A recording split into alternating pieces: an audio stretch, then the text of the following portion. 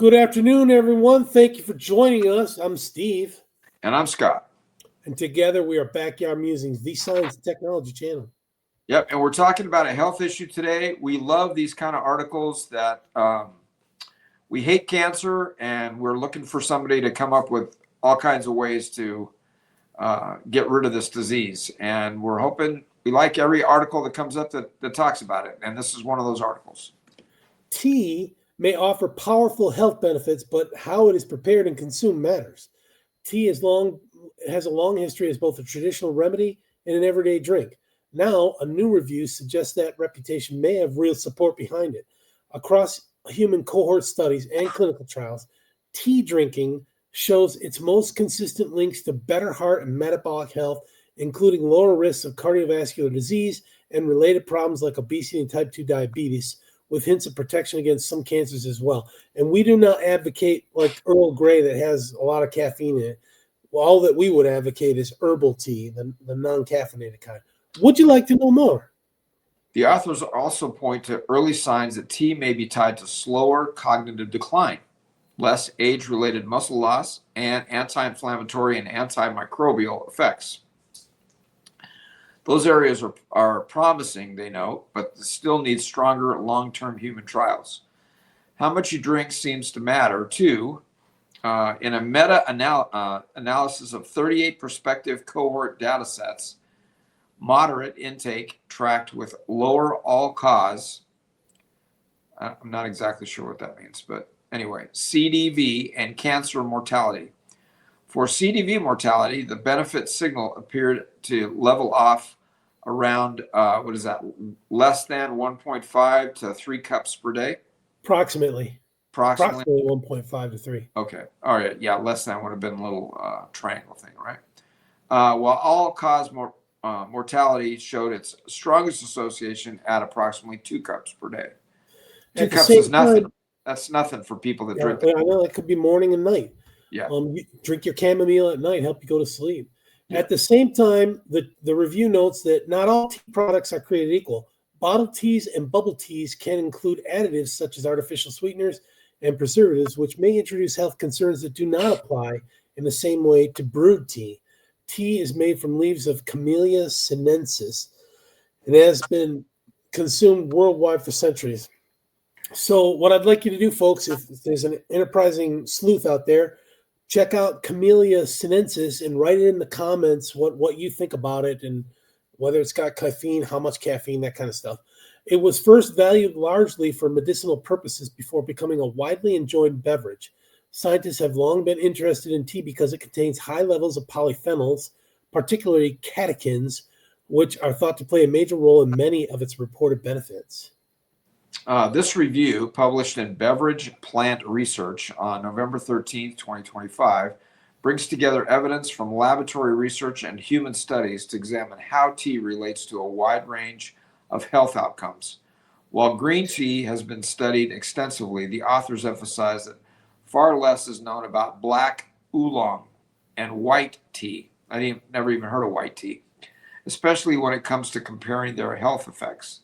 The review also considers concerns raised by additives and possible contaminants found in some commercial tea drinks.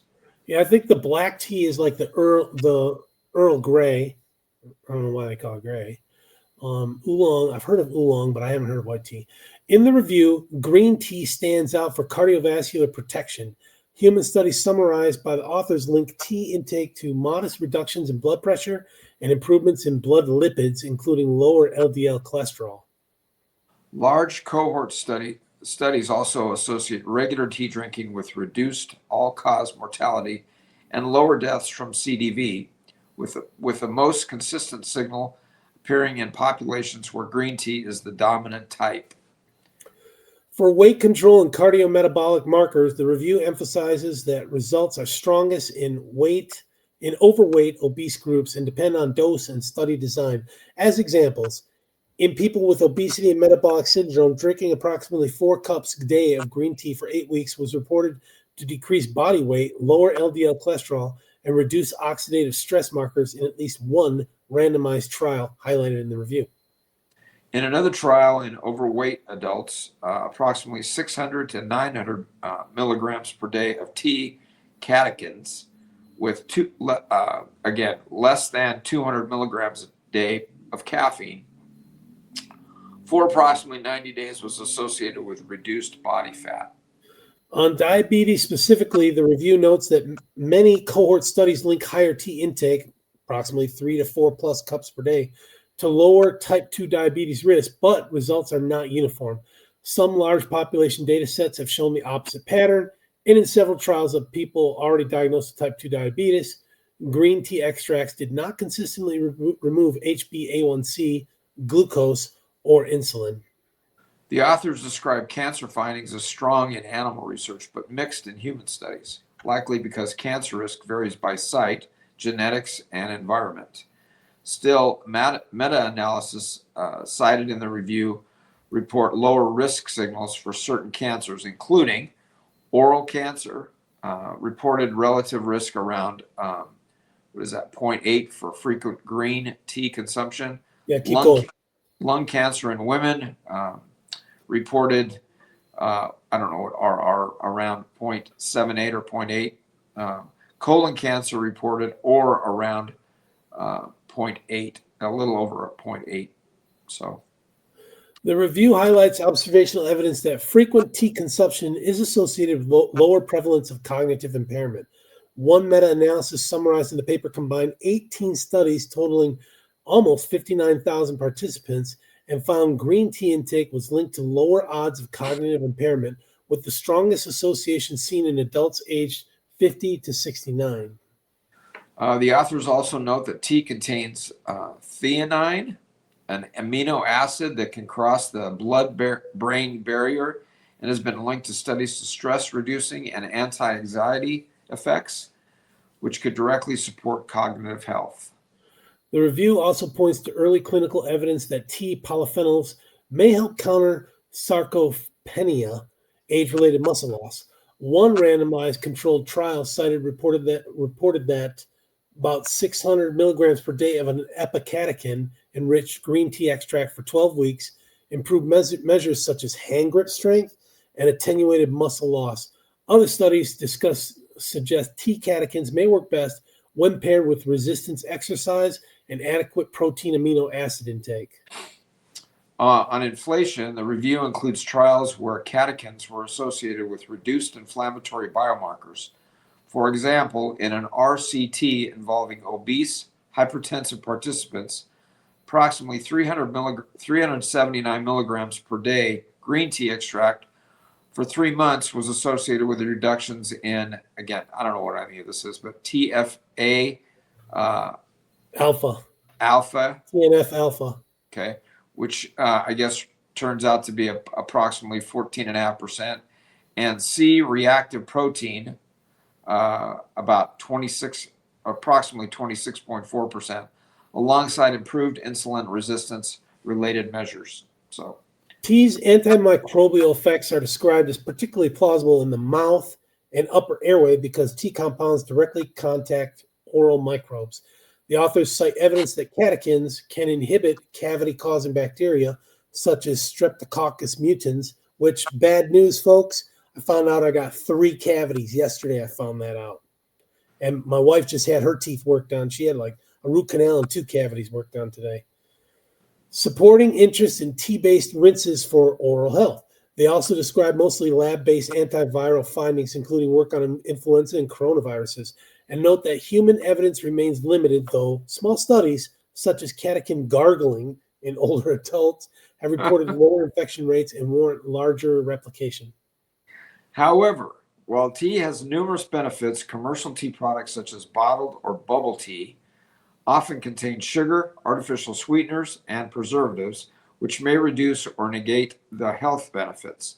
Additionally, concerns regarding pesticide residues, heavy metals, and microplastics in the teas have been raised. Oh my gosh. So this brings back a memory. I just had a memory pop in. When I first got to Kuwait on my way to go to Iraq, one of the first things I did was I went into the little shopette, and they had these bottled teas, and they were like 18 inches tall, I'm going to say, and 3-inch diameter, and it was sweetened tea, and I drank those, and I couldn't get enough of those, and it was crazy. So these contaminants, though not posing significant health risks in typical consumption, remain a concern for long-term heavy tea drinkers. Moreover, the review addresses the issue of nutrient absorption interference, specifically with non-heme iron and calcium, potentially affecting people on vegetarian diets or those with specific nutritional needs. The health benefits of tea are clear, but its consumption in processed forms like bottled tea and bubble tea may be moderated due to added sugars and preservatives. The findings from this review suggest that moderate consumption of traditional, freshly brewed tea can be beneficial, especially for preventing cardiovascular diseases, diabetes, and cancer. Future studies focusing on the long-term health effects of different tea types and the impact of contaminants will help refine our understanding of tea's health benefits and risks. So before we started becoming active in the church, long before I joined the church, we used to drink, I think I mentioned this before, every day we would make a huge pot of sun tea. And that was our drink of choice. I mean, and it had to be probably a 2-gallon container that we made. And I'm saying it was almost every day we made that. And we loved it. Did it have caffeine? It was tea. Yeah. Oh, okay. Yeah, it was definitely tea. Okay. And that was probably the Bristol tea or something. It was tough to give that up. Because it tasted great. It does. It tastes great. So anyway. So if you guys have any experience with the green teas or teas that are working for you, put it in the notes and let us know. Everybody can benefit from that. Yeah, let us know if you've used it for any of these health reasons right here. So it'd be great to know. But all right, folks, thanks for joining us. We'll catch you in the morning. Take care, everyone. Thanks.